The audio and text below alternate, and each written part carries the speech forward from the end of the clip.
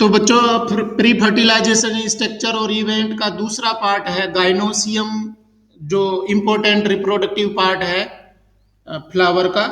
और गाइनोसियम है वो फीमेल रिप्रोडक्टिव पार्ट बनाता है और फीमेल गमीट्स है उनका प्रोडक्शन करता है। स्ट्रक्चर ऑफ फ्लावर में यहाँ पर गाइनोसियम के बारे में जो इंडिविजुअल मेंबर होता है, इनर मोस्ट वॉर्ल है फ्लावर का, उसको गाइनोसियम बोलते हैं। और इंडिविजुअल मेंबर को पिस्टिल या कार्पेल कहते हैं। पिस्टिल है वो डिपेंड करता है कि क्या एक फ्लावर में एक ही पिस्टिल है या एक से ज़्यादा पिस्टिल है या एक से ज़्यादा ये कार्पेल उसमें पाई जाती हैं, तो उसके आधार पर प्लांट को कैटेगराइज किया है मोनोकार्पलरी और मल्टीकार्पलरी। मोनोकार्पलरी यहाँ पर हिबिस्कस एग्जाम्पल दिया है। हिबिस्कस में एक ही कार्पेल होती है, वो स्टिग्मा 5 डिवाइड हो जाती है बाद आप ऊपर जा करके, तो मोनोकार्पलरी है। और मल्टीकार्पलरी मान लीजिए कार्पेल्स हैं वो एक से ज़्यादा है, गाइनोसियम के अंदर मेंबर्स पिस्टिल और कार्पेल एक से ज़्यादा है, तो वो कंडीशन मल्टीकार्पलरी कहलाती है। बच्चों ध्यान रखिए, आपने 11वीं क्लास में पढ़ा है कि कार्पेल्स हैं वो सेपरेट है कि आपस में जुड़ी हुई है। तो अगर वो फ्री है, एक दूसरे से जुड़ी नहीं है, तो उसके लिए टर्म यूज करते हैं एपोकार्पस। और आपस में फ्यूज्ड हैं, जुड़ी हुई हैं, तो वो कहलाती है सिंकार्पस। सिंक का मतलब फ्यूजन होता है, एपो मीन्स फ्री है। तो फीमेल रिप्रोडक्टिव पार्ट का जो इंडिविजुअल मेंबर्स हैं गाइनोसियम के, उनको हम पिस्टिल बोलते हैं। और पिस्टिल के नंबर के आधार पर मोनोकार्पलरी, मल्टीकार्पलरी गाइनोसियम है वो पाए जाते हैं। अगर मल्टीकार्पलरी है तो उसको दो कैटेगरी में बांटा गया है, सिंकार्पस, अगर वो फ्यूज्ड है एक दूसरे से जुड़े हुए हैं। सिंकार्पस का यहाँ पर डायग्राम दिख रहा है आपको, और एग्जाम्पल इसका है पेपेवर। पेपेवर में ये फ्यूज हो जाते हैं। और एपोकार्पस का एग्जाम्पल माइसेलिया यहाँ पर दिया हुआ है। ये कार्पेल्स हैं वो बहुत सारी हैं, परंतु सारी की सारी अलग अलग हैं, फ्यूज्ड नहीं है, फ्री है, तो ये कंडीशन कहलाती है एपोकार्पस। गाइनोसियम के जो इंडिविजुअल मेंबर है उसके मेंबर को पिस्टिल आप कह रहे हैं। और पिस्टिल है उसके 3 पार्ट होते हैं, आप 10th क्लास में भी पढ़ चुके हैं, 11th क्लास में भी पढ़ चुके हैं। ये 3 कौन कौन से पार्ट हैं पिस्टिल के? Stigma, terminal part of the pistil, वो डिस्क शेप होता है, अडेसिव होता है, कई बार इसमें ब्रिस्टल्स पाए जाते हैं। मतलब स्टिग्मा है, it makes the landing platform for the male gametes. और उसके बाद में दूसरा पार्ट है वो स्टाइल, जिसको नेक भी कह सकते हैं आप, neck of the pistil style कहलाएगा। और basal part of the pistil वो कहलाता है ओवरी। तो एक कार्पेल के, एक पिस्टिल के 3 पार्ट हो गए, स्टिग्मा, स्टाइल और ओवरी। स्टिग्मा क्या है? Landing platform for pollen grains, वो पोलन ग्रेन के लिए एक लैंडिंग प्लेटफॉर्म बनाता है, पोलन ग्रेन्स को रिसीव करने का काम करता है। अडेसिव नेचर का होता है, डिस्क शेप उसकी स्ट्रक्चर होती है। और कई बार ये ब्रिस्टल्स होते हैं, इसमें हेयर लाइक स्ट्रक्चर्स होती है, जिससे कि कोई एनिमल है वो विजिट कर रहा है फ्लावर को, तो वो ब्रिस्टल्स है वो पोलन ग्रेन्स को रिसीव कर लेते हैं। इसके बाद में style, elongated cylinder part beneath the stigma, आप ये कह सकते हैं it makes the pathway for pollen tube from stigma to ovary. और ओवरी है वो बेसल बल्ज पार्ट या swollen part of the pistil, उसको हम ओवरी बोलते हैं। और ओवरी के अंदर ओव्यूल्स पाए जाते हैं, मतलब फीमेल गैमीटोफाइट है वो एक्चुअली में ओवरी के अंदर मिलता है। आपने पढ़ा हुआ है बच्चों, ओव्यूल्स का ओवरी वॉल के साथ में अटैच होना वो प्लेसेंटेशन कहलाता है। प्लेसेंटेशन कौन से टाइप के होते हैं वो भी आप 11वीं क्लास में पढ़ चुके हैं। बेसल है, सेंट्रल है, फ्री सेंट्रल है, ठीक है। तो ये चीजें ओवरी के अंदर पाई जाती है, मतलब फीमेल गेमीट्स एक्चुअली में ओवरी में ही बनते हैं। Inside the ovary is the ovarian cavity locules. ये लॉक्यूल्स के आधार पर भी आपने ओवरी का कैटेगराइजेशन 11वीं क्लास में पढ़ा है। मोनोलोक्यूलर, बाइलोक्यूलर, ट्राइलोक्यूलर, मल्टीलोक्यूलर, जितने चेम्बर्स कंपार्टमेंट होते हैं उसके आधार पर इनको ओवरी को कैटेगराइज किया है। और प्लेसेंटा है वो ओवरी वॉल के साथ में ओव्यूल्स का अटैचमेंट है, वो कहलाता है placentation. Arising from the placenta are the ovules. Ovules को बच्चों, क्योंकि ये आप अगर सेक्शन काट के देखेंगे या सिंपली आप काट के देखो तो ओव्यूल्स हैं वो बड़े आसानी से दिख जाएंगे। या आप भिंडी है, भिंडी का फ्लावर आप कट करके ऐसे कट करके देखिए तो आपको बड़े आराम से ओव्यूल्स दिख जाते हैं, नेक्ड आइज से आप देख पाते हैं। इसलिए इनको मेगास्पोर्स बोलते हैं। ओव्यूल्स को मेगास्पोर बोलेंगे और जहां ओव्यूल बन रहे हैं उसको कहते हैं मेगास्पोरेंजिया। तो मेगास्पोरेंजिया कहां पर है? ये पिस्टिल कार्पेल के अंदर मेगास्पोरेंजिया, जहां ओव्यूल्स का फॉर्मेशन हो रहा है। और ओव्यूल है वो आपको नेक्ड आइज से दिख जाते हैं। माइक्रोस्पोरेंजियम ये मिलेंगे आपको एंथर के अंदर, क्योंकि पोलन ग्रेन्स है वो माइक्रोस्कोपिक होते हैं, इसके इसलिए उनको माइक्रोस्पोरेंजिया बोलते हैं। यहाँ ओव्यूल है वो बड़े होते हैं इसलिए मेगास्पोरेंजिया बोलते हैं। The number of ovules in an ovary में बी वन, एक हो सकता है, wheat, paddy, mango etcetera, to many, papaya, watermelon, orchids etcetera. Vary करता है, डिपेंड करता है कि वो ओव्यूल है ओवरी के अंदर एक ही है या एक से ज्यादा है।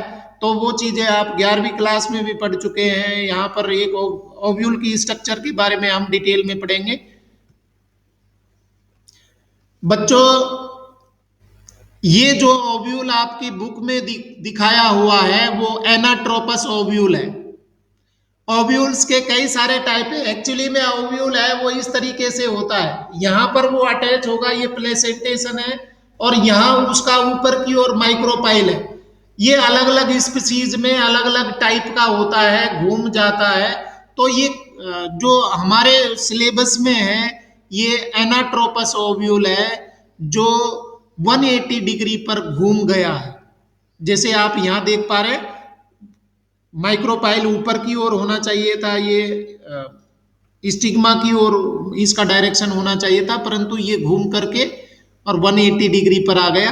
अब आपके लिए एक छोटा सा काम है कि आपको कितने टाइप्स के ओव्यूल्स होते हैं on the basis of their position, वो आपको अपनी नोटबुक में तैयार करने, ठीक है। तो ये डायग्राम को आप डिस्कस करें।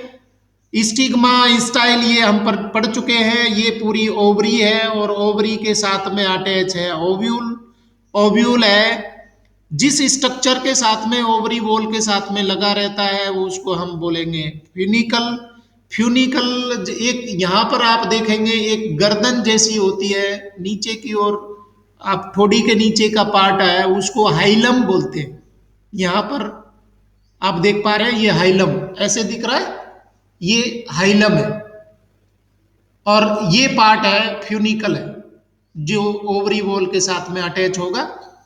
इसके बाद में ओव्यूल के अंदर ये न्यूसीलस है। न्यूसीलस मतलब होमोजीनस सेल्स हैं, स्पोरोजीनस सेल्स इसमें न्यूसीलस के अंदर पाई जाती है। और यहां पर देखिए आप न्यूसीलस को कवर किया है, प्रोटेक्ट किया है 2 या 3 लेयर्स के द्वारा। यहां पर आप देख पा रहे हैं 2 लेयर्स है, तो ये प्रोटेक्टिंग लेयर्स हैं वो कहलाती है इंटेगुमेंट्स। ये आउटर इंटेगुमेंट और इनर इंटेगुमेंट, दोनों इंटेगुमेंट जब सीड डेवलपमेंट हो जाएगा, सीड फॉर्मेशन हो जाएगा, तो ये सीड कोट में कन्वर्ट हो जाते हैं। तो शुरुआत में जब न्यूसिलस है उसके चारों ओर जो प्रोटेक्टिंग लेयर्स होती है उनको बच्चों हम कहते हैं इंटेगुमेंट्स। और न्यूसिलस में बाद में डेवलप होगा एम्ब्रियोसेक। वो कैसे होता है उस बारे में भी हम चर्चा करेंगे, बहुत इंपॉर्टेंट पार्ट है वो। एम्ब्रियो डेवलपमेंट, एम्ब्रियोसेक डेवलपमेंट, ये सारी चीजें हम चर्चा करेंगे। इंटेगुमेंट्स है, आउटर और इनर इंटेगुमेंट एक पर्टिकुलर जगह पर एब्सेंट होते हैं और उसको हम बोलते हैं माइक्रोपाइल।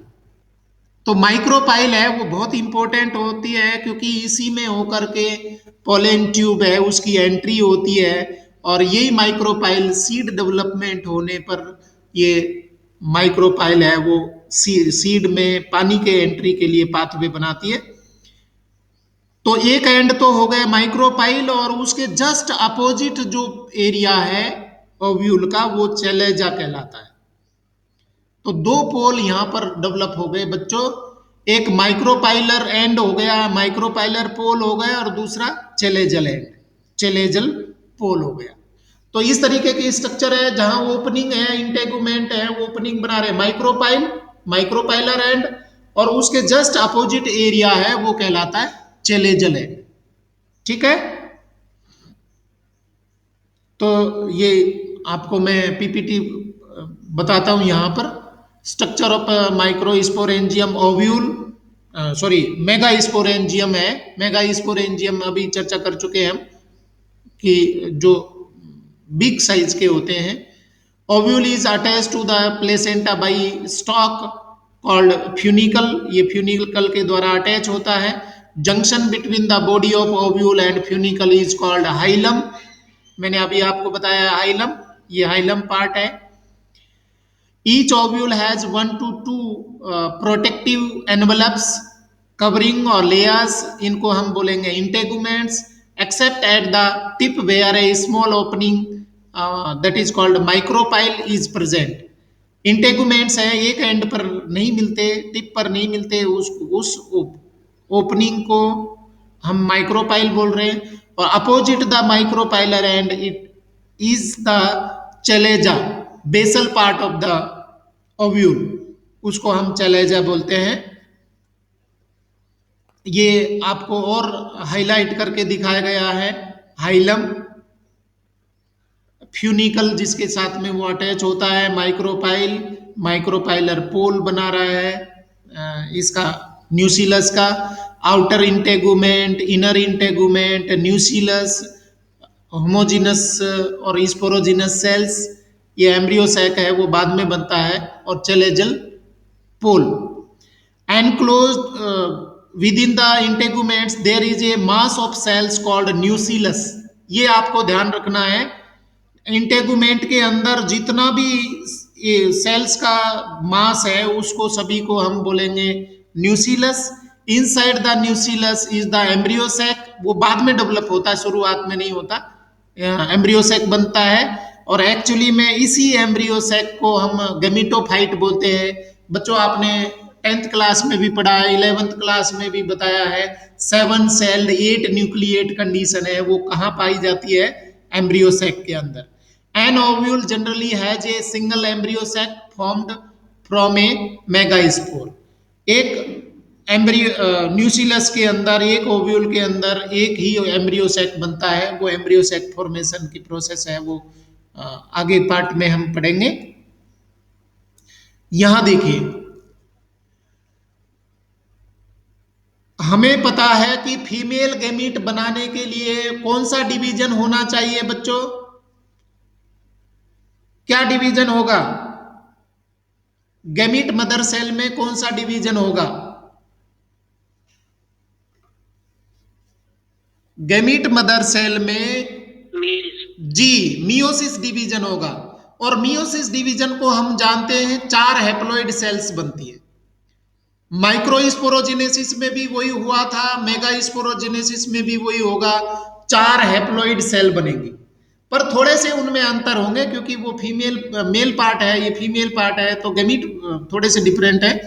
तो अब आप इसको देखिए, जो न्यूसीलस है, यहां अभी आप एम्ब्रियो सैक मत देखिए, इमेजिन मत करिए, ये न्यूसीलर सेल है, सारी की सारी सेल्स का जो मास है इसको हम न्यूसीलस बोल रहे हैं। न्यूसीलस सेल्स की एक सेल डिफरेंशिएट हो गई, जो क्या बनेगी, एमएमसी बनेगी, मेगा स्पोर मदर सेल बनेगी या जर्म मदर सेल बनेगी। तो वो एमएमसी है, वो क्या करेगी, यहां पर डिफरेंशिएट हो गई सभी सेल से। जब उसको कोई कुछ बनाना है, तो अब आप जानते हैं बच्चों, जब दुल्हन है वो उसकी शादी होती है, तो दुल्हन को अलग तरीके से सजाया जाता है, उसको विशेष एक तरीके का ट्रीटमेंट दिया जाता है। तो यहाँ पर भी जो सेल एम्ब्रियो सेक में डेवलप होगी, बाकी सराउंडिंग सेल है वो कंप्रोमाइज करके और सारे कंपोनेंट्स हैं इसको सप्लाई करते हैं, और वो सबसे अलग दिखती है, तो वो कहलाती है डिफरेंशिएटेड सेल। यहां भी आप देख पा रहे हैं ये डिफरेंशिएटेड सेल है, जिसको आप क्या बोल रहे हैं, मेगा स्पोर मदर सेल बोलेंगे। ये मेगा स्पोर मदर सेल है, वो मियोसिस डिवीजन करके पहले एक सेल से दो सेल बनाएगी, फिर दो सेल से चार सेल बनाएगी, और चारों की चारों सेल कैसी हैं, हैप्लोइड है। और एक लीनियर सेल में हैप्लोइड सेल्स हैं, वो अरेंज होती है, ऐसे अरेंज रहेंगी एक चेन में, वो चारों के चारों हैप्लोइड सेल हैं वो अरेंज होती है। ठीक है, तो ये अरेंज होकर के जो सेल्स हैप्लोइड सेल बनी है, इनको हम बोलेंगे मेगा स्पोर टेट्राड। ठीक है, मेगा स्पोर टेट्राड है वो। आगे क्या होगा, एक बार मैं ये आपको ये आपको स्लाइड पढ़ के सुना देता हूं। इट इज द फॉर्मेशन, इस मेगा स्पोरोजेनेसिस का मतलब क्या है, it is the formation of mega spore from mega spore mother cell MMC. Ovules generally differentiate a single MMC in the micropylar region of the nucellus. एक cell है वो differentiate होती है एमएमसी में। It is a large cell containing dense cytoplasm and a prominent nucleus. ये अपने अंदर dense cytoplasm रखती है और अच्छा सा न्यूक्लियस रखती है। MMC undergoes meiosis to produce 4 megaspore, haploid megaspore बनाती है ये 4 मेगास्पोर। और ये 4 मेगास्पोर यहाँ पर ये दिखाए गए हैं, ये चारों यहाँ पर चेन दिखाई है, यहाँ पर भी दिखाई गई है, चार सेल्स है, हैप्लोइड सेल्स दिखाई है। मियो मेगास्पोर टेट्राड या मियोटिक टेट्राड यहाँ पर बोला है, चार सेल्स दिखाई गई है। इनमें से ध्यान करिए कि जो ये एरिया है, ये एंड है माइक्रोपाइलर एंड है, आप यहाँ देख पा रहे हैं, ये कौन सा एंड है, माइक्रोपाइलर एंड। और दूसरा बेसल एंड है, वो कहलाता है चेलेजल एंड। तो माइक्रोपाइलर एंड की 3 सेल है वो डी जनरेट हो जाती है, 3 मेगा स्पोर्स है डिग्रेड हो जाते हैं, और सिर्फ एक मेगा स्पोर बचा रहता है, ये बच रहा है। आप 3 यहां देख पा रहे हैं, 3 डिग्रेड हो गई, डी जनरेट हो गई। डी जनरेट होने का भी एक लॉजिक है बच्चों, क्योंकि जो मेल गैमीट है वो सिर्फ जेनेटिक कंपोनेंट या मेल न्यूक्लियाई लेकर के आ रहा है, बाकी सेल को तो बहुत सारी चीजें चाहिए होती हैं, उसको माइटोकॉन्ड्रिया, उसको राइबोसोम, उसको लाइसोसोम, उसको एंडोप्लाज्मिक रेटिकुलम, उसको साइटोप्लाज्म, बहुत सारे, एक लिविंग सेल या एक जाइगोट बनाने के लिए बहुत सारी सेल ऑर्गेनेल्स की आवश्यकता होती है, साइटोप्लाज्म की आवश्यकता होती है। तो मेल गैमीट है वो सिर्फ न्यूक्लियस लेके आ रहा है, बाकी पूरी मशीनरी कौन देता है, फीमेल गैमीट देता है। तो फीमेल गैमीट को पूरी सेल में डेवलप होना है, इसलिए 3 सेल हैं वो क्या कर रही है, यहां पर सेक्रीफाइस कर रही है। 3 सेल ने, 3 मेगा स्पोर ने, तीनों बराबर हैं, तीनों फर्टिलाइज हो सकती थी, तीनों जाइगोट बना सकती थी, क्योंकि वो एक मेगा स्पोर से बनी है, तो तीनों कॉम्पिटेंट है। परंतु इनमें से 3 सेल है वो क्या हो गई, बलिदान कर दिया, और एक सेल की हम तो जा रहे हैं, पर तुम अपने आप को अच्छे से प्रिपेयर कर लीजिए for origin of new organism. तो इसके लिए ये सेल है वो एक ही बची रहती है, और कौन सी डिजेनरेट होती है, माइक्रोपाइलर एंड की। अब ये जो फंक्शनल मेगास्पोर है बच्चों, इसमें 3 सक्सेसिव माइटोसिस होते हैं, क्योंकि ये हैप्लॉइड हो गई। अभी इसमें जो भी डिवीजन होंगे माइटोसिस होंगे, तो 3 लगातार न्यूक्लियर माइटोटिक न्यूक्लियर डिवीजन होते हैं। तो आप कैलकुलेट करके बताइए बच्चों, एक हैप्लॉइड सेल का न्यूक्लियस 3 बार डिवाइड होता है तो कितने न्यूक्लियस बन जाएंगे, जल्दी से बताइए।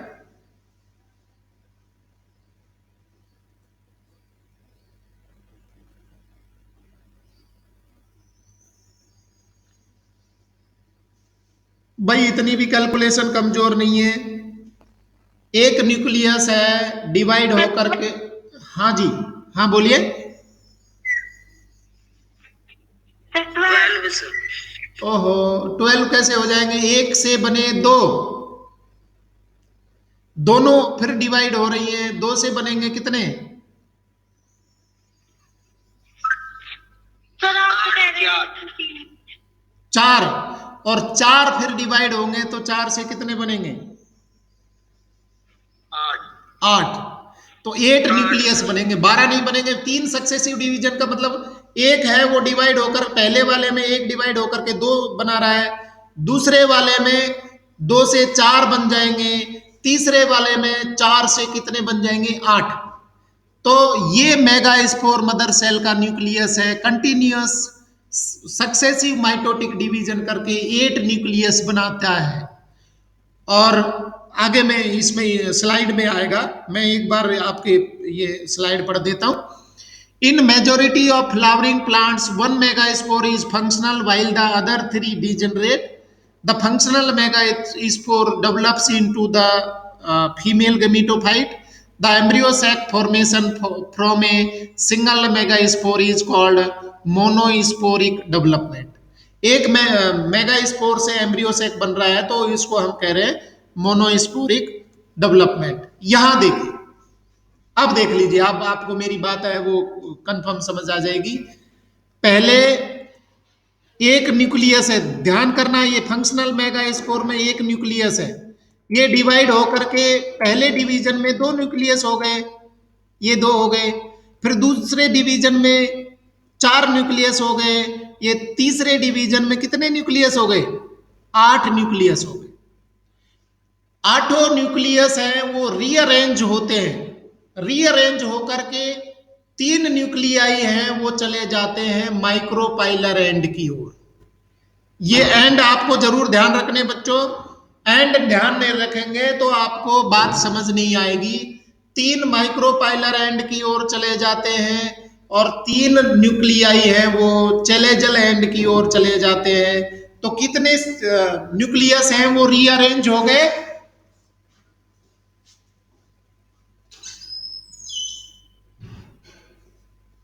6 न्यूक्लियस रीअरेंज हो गए। 3 चले गए माइक्रोपाइलर एंड की ओर, 3 चले गए चेलेजल एंड की ओर, और 2 न्यूक्लियस हैं वो बीच में बचे रह गए। अब इनका जब रीअरेंजमेंट हो जाता है न्यूक्लियस का, तो फिर शुरू होता है साइटोकाइनेसिस। मैंने आपको पहले भी बताया कई बार बच्चों, कोई भी डिवीजन होगा पहले कैरियोकाइनेसिस होगा, उसके बाद में cytokinesis. After rearrangement of nuclei, karyokinesis takes place to form 3 cells at the micropylar end and 3 cells at the antipodal ends। 3 जो चेलेजल एंड पर 3 सेल्स बनती है उनको कहते हैं एंटीपोडल्स, और माइक्रोपाइलर एंड पर 3 सेल बनती है, उनमें से 2 सेल कहलाती है सिनर्जिड्स। सिनर्जिड का मतलब सहायता करने वाले, और एक सेल कहलाती है वो एग सेल कहलाती है। ठीक है, तो माइक्रोपाइलर सेल एंड की ओर जो सेल गई थी, 2 सेल अगल बगल वाली है वो सिनर्जिड, और एक सेल है वो एग सेल। तीनों मिलकर के इन तीनों सेल को बोलते हैं हम एग एपरेटस, इसको बोलेंगे एग एपरेटस। और बाकी जो मेगा स्पोर था बच्चों, ये पूरा के पूरा बनाता है एक कॉमन सेल। और इस कॉमन सेल के अंदर न्यूक्लियस कितने दिख रहे हैं आपको बताइए, यहां पर कितने न्यूक्लियस दिख रहे हैं? दो, हाँ। और इन दो न्यूक्लियस को हम कहते हैं पोलर न्यूक्लियाई, और कंप्लीट सेल को हम बोलेंगे सेंट्रल सेल।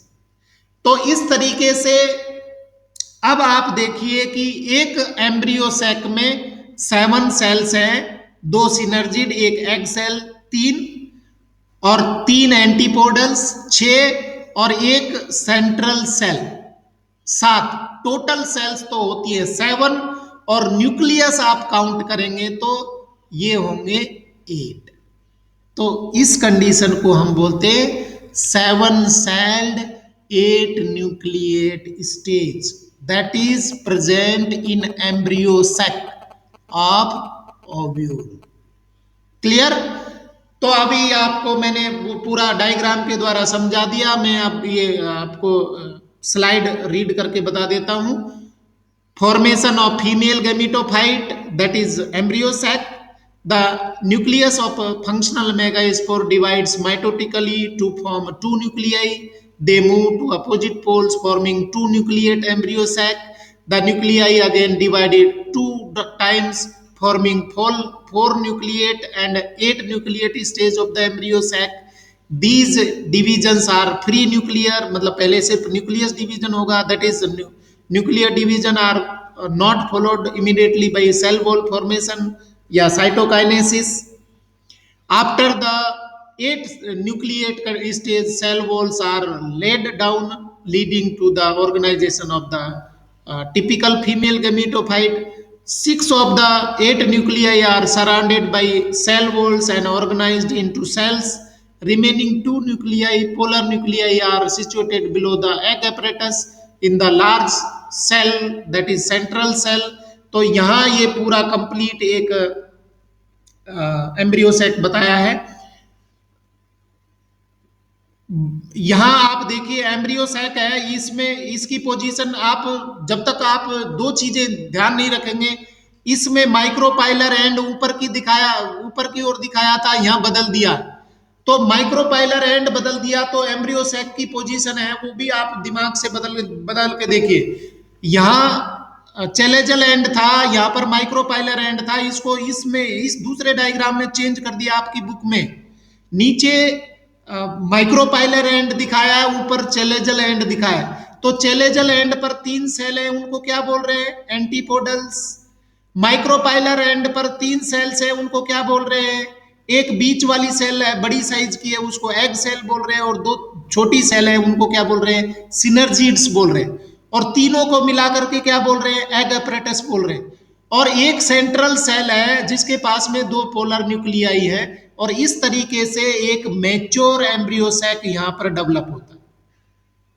ठीक है, ये आप देखिए, ये एक एम्ब्रियो सैक का है, वो दिखाया हुआ है। A typical mature embryo sac is 8 nucleate and 7 celled stage. 3 cells are grouped at the micropylar end and form egg apparatus. It consists of 2 synergids and 1 egg cell, 2 synergids and 1 egg cell. Synergids have special cellular thickenings at the micropylar tip called filiform apparatus. It helps to guide the pollen tube into the synergids. 3 cells at the chalazial end are called the antipodals. ये antipodals हैं। The large central cell has 2 polar nuclei, ये मैंने अभी आपको बता दिया। आवाज नहीं आ रही है आपको? आ रही है सर जी।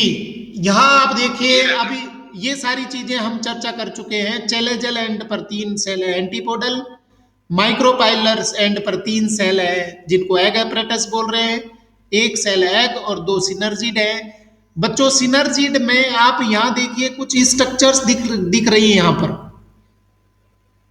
कुछ ये फाइबर जैसी स्ट्रक्चर्स दिख रही है। ये क्या स्ट्रक्चर है? Filiform apparatus. बहुत काम की चीज है।